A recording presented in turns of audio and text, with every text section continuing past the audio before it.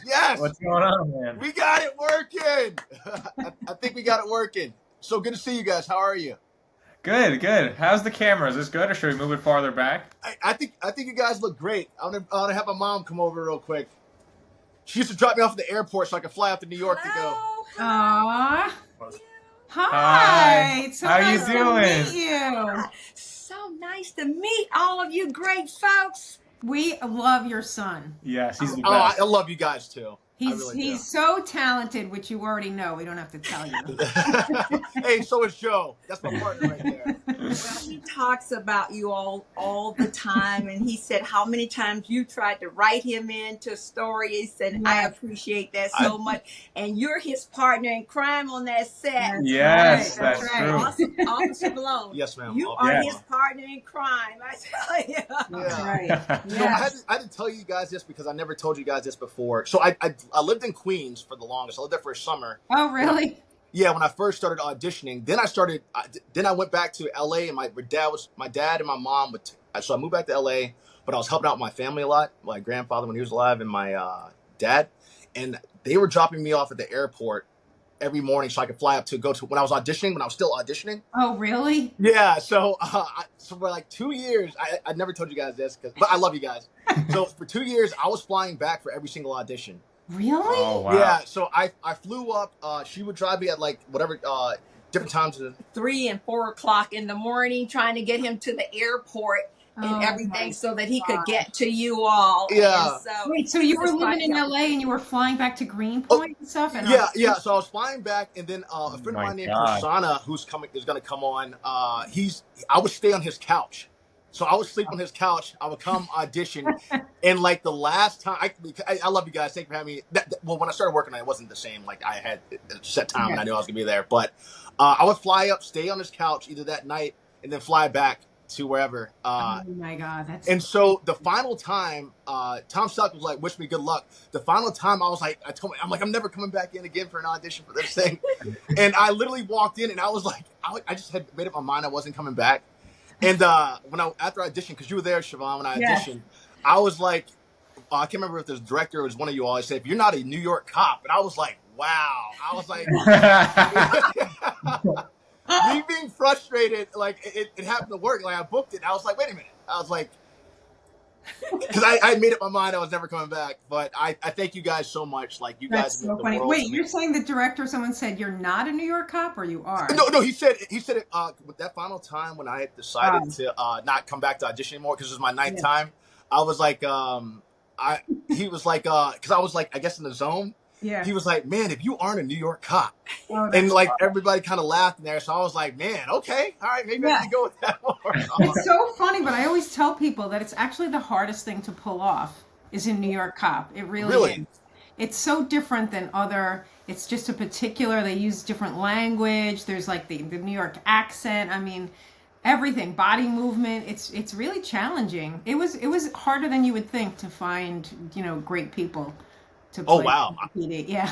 Well, I'm absolutely honored. I know that when I was working with Joe, and I forget the technical advisor's name, the man with the white hair. Oh yeah, it was Jim Nusiforo. Yeah, so Jim told me that I'm so used to it. We call it a ticket. Everywhere I've gone to, it's been called a ticket.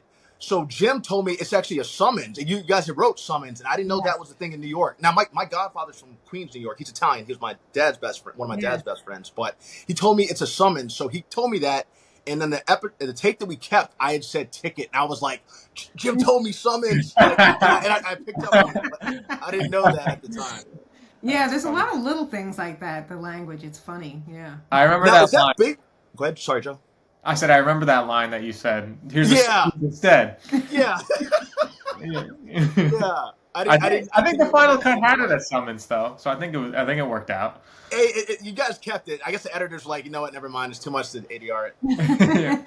Go ahead, Mom. Did you have a May I have a question? Yeah, absolutely. Yeah. How long have you been writing? And as far as Blue Bloods on the set, was last year the last season, or? Yeah, last year was the last show aired in December, the last show ever. But we actually finished shooting it in July of last year.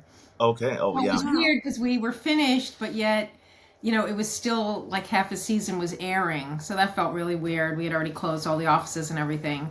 But most of kind of the parties and stuff were sort of people coming together, and we hadn't seen each other in a few months to do the final, goodbye. But yeah. Wow, how many seasons did you have? It was 15 or 14. Well, Wow. it was Yeah. technically 15, Brandon, you're right. But I mean, they called it 14, but it was really 14 and a half, I guess. And Joe, you probably were just a teenager When it started. When it started, when your mom Even younger. started. Yeah. So you grew up on the For set. sure. You grew up. Yeah, with the no, show. I visited a lot. Were you in college? He was That's in when I did my college. first Yeah, episode, yeah, but I think she's saying Yeah, when yeah. like Oh, I was yeah, younger, like I totally, went to yeah. the set like to see you. Totally. Yes. That is amazing. 2 questions to ask you. Joe, one, where you went to college? Okay. I went to Marist College. Okay, nice. What'd you Yeah, say? actually it's university now. So when I went to Marist, it was Marist College, but I think this year, or was it last year, they made it Marist University. Okay, well, congratulations on that. And then the other question I had too, Siobhan, where'd you go to college as well? So I went to New York Institute of Technology, which was really a technical college. That I know, and it's funny. I don't even think they have a film department anymore. But it was like very technical. So it was all film, TV, radio, that kind of, hands-on. Holy smokes! Okay, and then where I wanted to go from there was this. So I was watching Blue Bloods, and then Joe, when I was putting together that little reel that I had for you today, with you guys' that's introduction, awesome. I started realizing is Blue Bloods based off of you guys' family? It's not. It's actually a totally fictional family. Oh wow, okay. Because I was like, because I know there's lots of though cop families in the NYPD.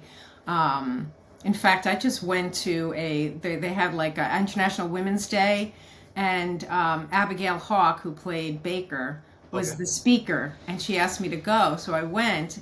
And we met so many, like there was this one family that literally the mom, her 2 daughters, and her granddaughter were all cops. Holy smokes. Yeah. I don't know if they were from the Bronx maybe, but yeah, it was very interesting. Okay. What was so amazing, when Brandon told me he was going to be on Blue Bloods, I went to church and I told my pastor, I said, Brandon is going to be on Blue Bloods. She said, that's her favorite show. Man, Wow. I love Blue. Everyone loves Blue Bloods. Do you think they will come back with something? Do you think you'll write something like a spin-off of People that love that show. I hear about Well, it. People love it. there is a spin-off that Donnie Wahlberg is doing, but I'm not involved in that one. But I am working on another pilot, but it's not a Blue Blood spin-off. But I'm writing something right now. Yeah. Well, good. That's what we like to hear. Hey, we know you're gonna be successful. We have a lot of one, people want Blue Bloods back. I'm gonna say I want it back too myself. I know, me too. Yeah. That's why I'm so glad. One of the reasons I'm glad you came on was because I'm having everybody I've worked with. I've been very blessed in my career, and just like you have, because we have so many mutual people connected, that I'm having them all on because a lot of us are out of work. So I figured if we bring enough of the network back in, we have the whole entire infrastructure already. I know. I feel bad about that because I keep in touch with a lot of the crew because, you're working with the same people for 14 years, and they were really, really a great bunch, as you know. And I feel terrible that so many people are out of work because in New York now there's, not as much production as there used to be. So yeah. So I'm writing as fast as I can. No, you're doing you guys are doing great. And one of the things I was kind of telling you, Joe, before, if there's people that you guys want to interview together, we can always you can put on your page and we can cycle it through the Buckle Up podcast, and I'll have it because I'm interested with everybody. I'm doing the cruise. I'm doing everybody. Oh, cool. That's awesome. So I know that you have those personal relationships with them, so you guys could totally record that kind of stuff and get it back to me, and I can post it on the podcast. Yeah. Tell us what you're up to. Yeah. I've been very blessed. So the Lord's blessed me. I just recently worked for Tyler Perry again. Oh, cool. On Beauty in Black. But when I went to go shoot FBI in New York, it was in the Blue Bloods off. It was in the whole entire Blue Blood stages. Right. Yeah. And so I literally went there and I was like, because I shot that in October and November. Staying with my Godfather again. I'm moving to New York anyway. Who was the director? It was Alex Chappie from the Alex. Yeah. He was the director on that, and I was like, Alex, you don't remember? We did the one when right when COVID happened, when we were all working together. We didn't know there was COVID. Yes. It literally, Alex was shooting that episode, so I was like, Alex, man, I worked with you on Blue Bloods. Oh my gosh, Brandon, that's right. Yeah. So we had a blast. Alex did a phenomenal job. It was Alex. Yeah, he's great. He's terrific. Yes, he really is. He really is. I'm so amazed. The reason I look at the screen at you all and then I look at Brandon, I'm always amazed about the people he learns in his career or he comes in contact with his career. And then I, being a Southern girl, I just said, "Oh, wow, this is amazing. This is my child." And I know you say the same thing. And you And have you probably every say, right to "That's say my that. mom." Yeah. It's amazing. And so I look at you all talking and I'll look back. I would really say y'all because I'm from the South. But my mother was a French teacher, English teacher. So she said, "Carolyn, it's you all. Are you?" And so she would always say that. So I hear her in my head. She's gone on to be with the Lord. She's in heaven. So anyway, so I want to say y'all so badly, but I can hear actually her love it. voice. We just came back from South Carolina, my husband and I I Oh, was like, wow, everyone really does say y'all. yeah. I'm like, wow, it's kind of fun. Yeah, it's like I've changed it over a couple of years, but y'all is it's so much quicker to say sometimes. It's true. Yeah, but I mean I spend a good amount of time in New York now as I'm moving back to New York. Like So for you're good, moving back hopefully. to New York. I got to hear about this. Hey, are you going Yeah, back? so what's that? Are you going to live in Queens again, or? Yeah, I fell in love with Queens, man. I fell in love with Queens. My goddaughter, so my godfather's Italian and my godmother is she's Indian from London.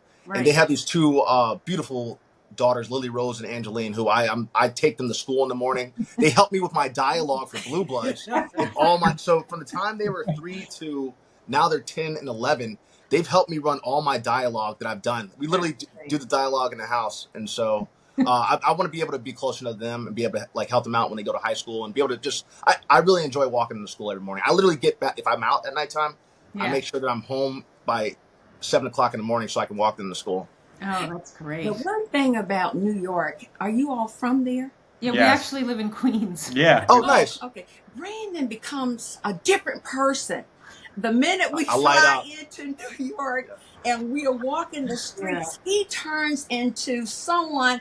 I said, "Look at him. He's exploding in here. He's just enjoying all about it." So I'm so happy for him to move from California to New York. And I love it because I can drive there or catch the train there quicker than flying to California. Oh, Yes, really? But I'm in South Carolina now. Yeah. I lived in Delaware for a while, but I'm in South Carolina now. Oh, And okay. so it'll be easier for me to come this way Yeah. and to enjoy life, to go to the plays and see everything Yes. that you all do Oh, there. that's good. I didn't realize. I thought you were in LA when you guys were. Okay, so this is great. You'll both be on the same coast. Oh yeah, I'm excited. I've been out there for 16 years, but when I started working in 2015, I started booking everything over here. So I started working in Atlanta, Miami, and then New York.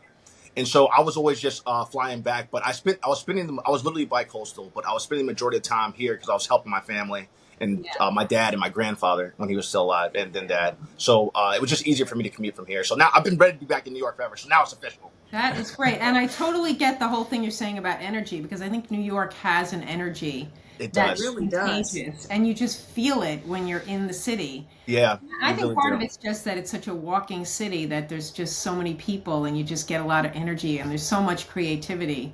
Absolutely. No, I love it. Like my dad and my mom were the first ones to take me to New York shortly after 9/11.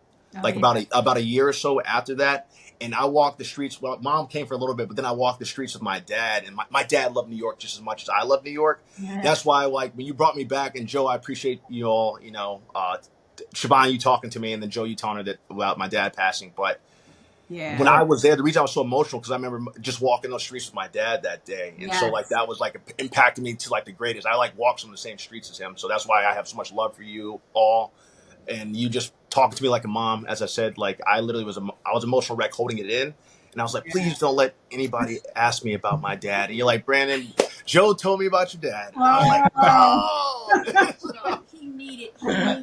He needed you all. I did. He really Yeah. did I did. because he gave up his career for about 4 months. I don't know, 5 months Oh. to be in Richmond, Virginia, taking care of his father with pancreatic cancer. And that was really something. That was a sacrifice. So at the time, the Lord made it so that you were right in his life to be that positive thing that he needed after going through so many things. No, I feel like that too. I feel like, and I think I might have said that to you then. You but did. that your dad was the one that, he didn't want him to give up. So he made sure he got that role. Oh, yeah, absolutely. We were working together. Yeah. And I do think that'll happen your whole life. And I know what you're saying about New York because my parents immigrated to New York City. So okay, from where? And my dad was like your dad. Like from the time he got here, he loved the city. And so they kind of instilled that in me. Oh, good. I mean, they loved America as a whole, but like New York City was special to them, Yes, ma'am. And I really appreciate that because like when you took me over there, you literally I felt like you held the set and talked to me for the amount of time that I needed. You literally, it wasn't like a producer or writer talking to me. It was literally a mom talking to me. And I feel that spirit with them because I can feel that spirit. I feel your spirit. Brandon feels it too. Yeah, absolutely. Not talking all that, but you can really feel it when someone's genuine. Yeah, and it just really for me, what I needed in that moment, and I was okay. Like I didn't even think about crying after that. I was actually fine from that moment. But you took that time and you told me about your dad, and that meant so much to me because your dad meant a lot to you. So that really impacted me in like a way that I can't thank you enough for that. I needed that at that time. And it's Joe, I didn't realize it was so impactful, but it's really special to me that it was. Yes, ma'am. Because I think that's the one thing that sometimes is missing in the industry, and it's the humanity, and I think we really have to keep that going because I think it's lacking in some areas of this, as you know, entertainment industry. Cold-hearted business. Yes. The opportunity you have when you meet good people, you have to make sure that you stick with them. Yeah, you're absolutely right. I just had to say one thing, then Joe, I want to ask you a question after that. But I want to say, like in New York, Atlanta, like pretty much a place on the East Coast, it's been some of the most peaceful sets I've ever been on in my lifetime. Mm-hmm. I'm like, I go back to like California. I'm like, guys, you won't believe it. Everybody's so nice. Like, there's no one yelling. Most people think New Yorkers are really rough. Yeah, there's no one cussing. I've never heard one person yell on set in New York, in New Orleans, Atlanta, Miami, but in Los Angeles, I've heard people cuss people out, and I'm like, it's the most peaceful set of all places in New York City. I know, it's kind of ironic. That's very funny. Yeah, I know. So I just had to tell you that. But Joe, man, what have you been up to? You said you like. What are you doing these days? What have you been up to, man? So I was working as a set dresser for about a year and a half, 2 years on Blue Bloods. Okay. And then as that was going on, I made like a Twitter account. It's now X. And I always did it for fun, but it kind of turned into this big thing. I would post my sports bets on this Twitter account. And it started going viral. Like I would get a lot of like views and stuff like that. So I amassed like 40,000 followers on there. Holy smokes. 43,000 followers. And Joe. Now I work with like these companies, like these sports betting. They're actually against the sports books. It's like software to use to like. Okay. It's a lot of sports mumbo jumbo, but basically they're trying to find like profitable ways to win in gambling. So I do sponsored posts for a couple of these companies, and Joe.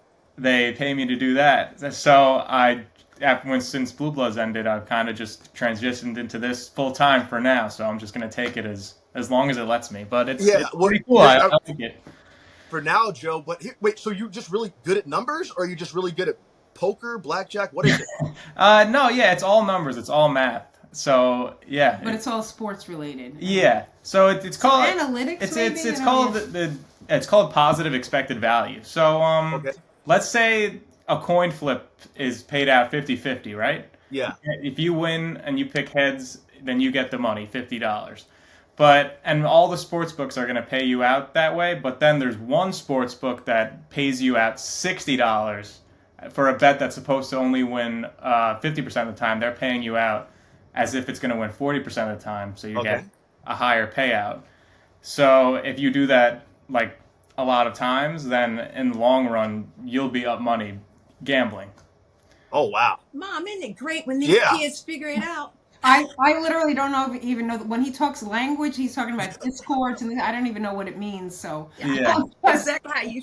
I know exactly how you feel because I'm listening to him. I said, "Oh, he's a number number guy. He knows number." But when I listen to Brandon talk about all the things he's doing with his podcast and everything, and I'm saying to myself, boy, you're just talking Latin to me because that's how I am. Understand. Absolutely, they're getting it done, It's a new and world. they're figuring it out.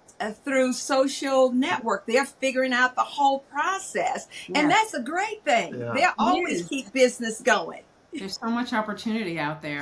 There It is. really is. Yeah, one of the companies I work for, they sold for like $160 million or something like that. Jeez. Yeah, so Wonderful. Joe, I need to. Hey, man, I need to team up with you with what you're doing. I'm all for it, man. If you know where to bet, people, you're hearing it now on the podcast. If you know where to, Joe knows his numbers.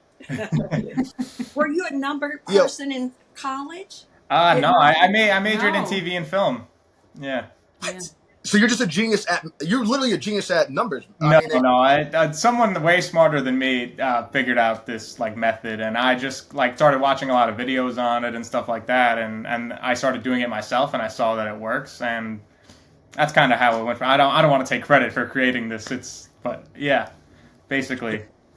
That's impressive to me, Joe. I'm sorry, man. That's extremely impressive. Like I'm still in shock. Like I think a lot of my friends that you're gonna meet, well, they're gonna find out about you today. They've heard about you, but now that they know that you know numbers, there's gonna be so many people I know they're gonna hit you up about, hey man, what's the name of your page, and we can get about that betting, because I don't know anything about it. I don't play. Yeah, the page is at EV Longshots on Twitter. Okay, at EV Longshots. Yeah. I'm gonna have you text that to me too, Joe, so I can put that up. Okay, yeah, cool. And then how's the rest of the family? Like the reason I asked if you guys were like if your family was if the Blue Bloods was based out of your family, because the other day when we were playing golf with your dad, hopefully his finger's okay. It turned out that he was NYPD at some point, or still is. Yes, he is. He's now working as an investigator for the Queens DA's office, but prior to that, he was worked for the FBI, the DEA, the state police. So holy smokes! He's had an interesting career. And then his cousins became cops. So I don't know what it was about the family, but yeah, his side of the family. That's how my mom never ran out of ideas. Yeah. Oh yeah. Yeah. I've always admired cops and investigators and solving crimes, but that's such a dangerous job, and people that you come in contact with. Brandon has another good friend, Jim Clemente. Do you know Jim Clemente that writes for? He's so Jim Clemente and Bobby Chacon. Your dad might know Bobby. I remember you asked me about Jim Clemente to ask my dad, and it was a guy that had a really similar name. So it wasn't the one that you're talking about, because I showed him a picture. He's like, "Oh no, it must be somebody else." Okay. There's a guy named Bobby Chacon. I mean, hopefully I don't mess up Bobby's name. He's going to be coming on the show, but he just lost his brother today, which I felt really bad about. His brother passed, unfortunately, in a motorcycle accident. But Bobby and Jim were both in NYPD, in New York FBI agents. They both were. Oh, okay. No, Jim started off as a lawyer, but he worked for the FBI, and then Bobby was in the FBI. I think he might have been in. He was in the drug crime scene during the 90s and 80s. Oh, right. Okay. And so they're both actually coming on. Jim's going to be on here, and then Bobby's going to be on here, and then the connection that we both have is Janine Sherman Burroughs. Oh yeah. Did you work with her? Yeah. I worked with her. One of my first jobs was with her. Yeah. That was Third Watch, right? Third Watch. We worked together for, it was 3 or 4 years. Yeah.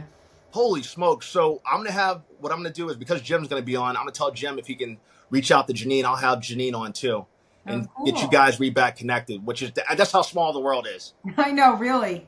Yeah. She's terrific. She is terrific. That's awesome. I also saw how did you go from, if a person, because I'm doing a bit of a college series too, how did you go from being this person that went to NYIT and Marion College? Is that right, Joe? Is that correct? Marist. Marist. Okay. Yeah. Marist University now. Marist University. Yeah. Yeah. How do you go from? And I saw that you did Ghostbusters. By the way, I love that show, that cartoon. How does a person go from being where you're at to all of a sudden becoming a writer? What's the process with that? Or what would someone do? Well, for me, it was, I didn't really know anyone in the business. I had no connections whatsoever. So, I liked writing, and I thought I would be maybe a book publisher or something. I had no idea. And, but I got a scholarship to New York Tech. Holy smokes. And so that was the reason I went there, because it was they were giving me money. When I went there, they didn't really have an English department. It was more, like I said, it was technical. So it was all filmmaking and television and radio and advertising. So I had to start writing. If I wanted to write, I had to write scripts. Okay. And that's really what happened. I started writing and directing scripts in like the film and television departments. Oh, wow. And then I did a lot of internships, which I think is really important for anyone in college. And just it gave me some access to meet people because I didn't know anyone in this field. And then I did a whole bunch of, I must have done at least 6 internships. And so when I graduated, one of the people I did an internship for was Tom Fontana. He did Homicide, Life on the Streets, and Oz. Oh, yeah. So anyway, I wrote to him and I asked him to give me a job, but he didn't have a show on at the time, but he forwarded my resume to another producer who was on the original Law and Order. Okay. And he ended up hiring me as his assistant. So I was an assistant for about 4 years, like making coffee, making photocopies, just kind of sitting in the room watching other writers work and figuring out how it worked. So it took me about 4 years before I got my first credit, which was basically a half of a story credit. Okay. Well, that's still amazing though. Like, I mean, you're showing the fact that like you didn't start in the business. I didn't know anybody. You didn't know anybody, but you did all that work starting off like PAs often do on set. Oh yeah, it was total PA kind of, yeah. And then you worked your way into a position. There's a girl named Britt Sanborn who has been my boss for 10 years. That's how I work on the 911 show so much. Oh, okay. She's been my like, I work with her medical technical advisor company. So I'm always coming on. I do all the heavy lifting on that show and it's Gurney stuff. So she's like, B, you're free. I'll be in New York filming. And she's like, hey, B, you free? I'm like, no, I'm actually filming in New York. I'll be filming Blue Bloods. She's like, hey, you got a job when you come back anytime. But she started off, she was a nurse. They had a movie medical tech company. And just like you, she now finally moved to, they finally gave her an episode this year, but she was always helping to write the episodes a little bit. Right. And then now she's a staff writer for the new spinoff of 911 in Tennessee. Oh, good for her. Yeah, I'm stoked for it too. I'm like, yo, if you want to write me in, I'm all for it. That is great. Yeah. So going back to where you're at, like you went and they finally let you have your first episode, I'm assuming? Yeah, so part of my job, it was on the original Law and Order, and I was an assistant to a producer. And part of my job was literally cutting out stories from the paper. You know the way it used to say ripped from the headlines? So I would read like the New York Times, the Post, Newsday, there was a Long Island newspaper too, and I would cut out things that would make good, story ideas for Law and Order. And then I found one that I knew right away this was going to be a great episode. It was a New York Times article. So I went to my boss and said, I don't want to give this away to somebody else. I want to try to write it. And so I would go home at night and I would try to write it, based on, because I was getting all this material from other writers so I could see how they did it. And then he would give me notes and I would revise it. And then when it was in good shape, back then it was faxes, believe it or not, that's how old I am. So when it was in good shape, he faxed it to Dick Wolf, with no names on it, just the facts of the story. And Dick Wolf said, great, let's do it. Let's do this. And heck yeah. Credit. So that was like, I got a half story credit because, the beat sheet is just a story. Yeah. I didn't get to write the script at first, but I made my way up there. I've always wondered this. That's actually like absolutely amazing. Yeah. So it turned into a good episode, and it ended up I had introduced a character of like a psychologist, that works with the police department, and they ended up making her a regular character. She was on the show for years. Do we know the character? McCormick. Okay. Yeah, so she was on for years. So I would get like character payments for creating this character. So it turned out really well. That was my first credit. Yeah. I never knew that. You can get paid by a specific character. I never even knew that. Yeah, when you create a character, you get character payments. Writers do. Is it considered an intellectual property? It's not a lot of money, but when you have no money, it's great. Yeah, absolutely. Is that considered intellectual property? Is that an IP or how does that work? I guess it is. I just know, like, when you're on a show, even on a series, like even Blue Bloods, whoever creates each character. I mean, the pilot doesn't always have every character. You know what I mean? Okay.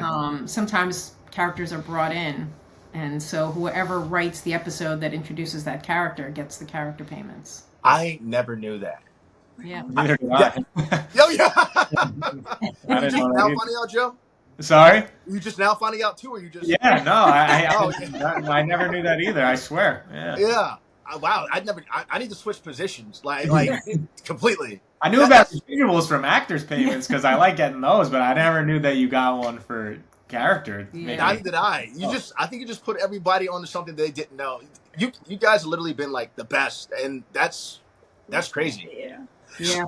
Well, that's good for you to know. Brandon writes too. I don't know if he's shared that. Oh, He's a writer as well. And so this is so great to hear her share this information with you. Absolutely. Does your husband ever listen to your stories or watch it on TV and think, "Oh, wow, that's excellent"? Yeah, he gives me I get a lot of feedback from him. Because I even though he grew up in this family with a lot of cops, I had never I don't think I'd even spoken to a police officer when I was growing up. I didn't know any. So like I had no entree into that world either. So I used to ride along with one of the police consultants on Law and Order and have him tell me stories just so I could understand how the police thing works and how they talk and stuff like that. You've literally done the best thing ever. Like I'm being educated right now as you speak. And the fan in the fan base as well. You should literally be. I was going to say you should be teaching this, but you are technically teaching it to us right now. Yeah, I actually do like that. I have taught writing before, but it is all about just putting the work in and putting the research in, and that's what it is. That's why when people are in college, I'm always like, do as many internships as you can just to meet people, but then also just any job that will put you in contact with people who are doing the job that you want to do. So like I was an assistant and I was doing literally I would do everything from grocery shopping to making coffee to whatever they wanted. And but it gave me an opportunity to listen to the writers and to read their material and understand how it all worked. Oh my gosh. You're just giving it up. You're giving gym after gym. Like I think every person that was a PA right now is just like, yo, I'm quitting today. Yeah, but it's true because what I try to tell people is that, and I know sometimes you feel like, well, I have a college degree and why should I be sitting here answering phones and making coffee? But what happens is if you're in an office and you're a really hard worker, for me personally, when I see people like that, I want to give them an opportunity. If I see someone working hard and they're asking questions and they want to learn how it works, I'm happy to give that person a chance.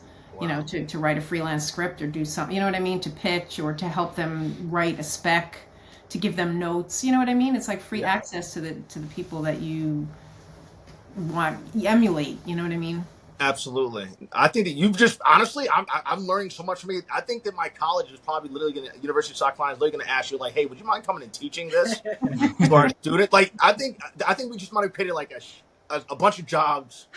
I do think it's a craft that can be learned, but I also think that some people have a natural talent at storytelling. I think you kind of have to have a little bit of both. But it is, I think it's something you can learn, but I do think you have to have that drive. Yeah.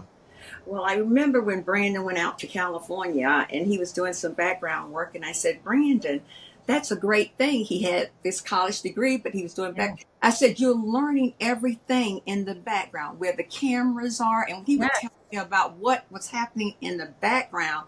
I said, Brandon, so when you get on set, you know exactly where to position yourself. It had to be that. And that was like an intern, a preceptorship on set. Like working, I tell people working extra work. And we're all, first off, like the big thing of this is doing the people behind the scenes, because I don't think we get enough credit, because I want the people behind the scenes too.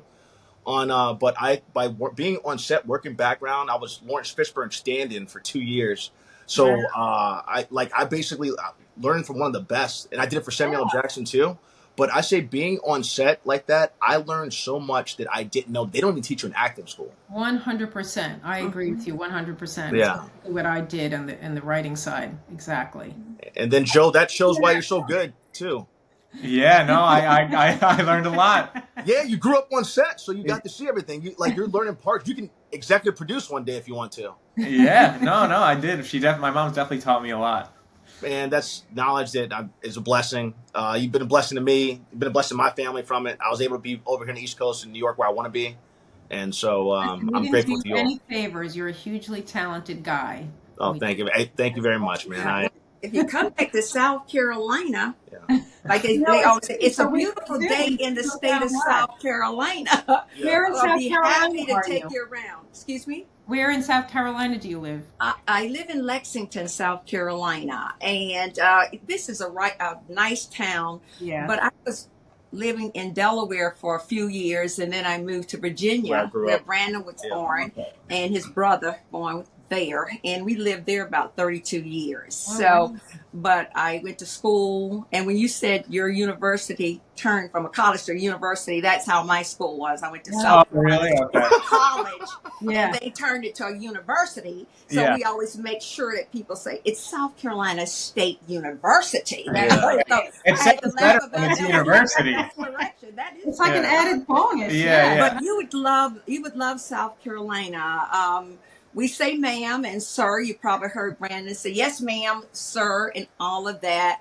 We learn manners and all, but I always love Northerners because they're straightforward. Yeah, They're straight I love it. shooters. I love New York. I'd rather have a Oh my straight gosh. shooter I love than New Yorkers. someone that puts on with me. Just be straight with me. Yeah. And I've always been a straight person with people. Just tell them straight up what I have to say. And I guess some kind of way, living away from South Carolina, I learned that in Delaware and Virginia, just to be straight shooters with people. Kindness is always appreciated. But to have that desire to say, okay, no, I disagree with that in a polite way. And it seems to say when you say, I disagree with you, yes, ma'am, no, sir.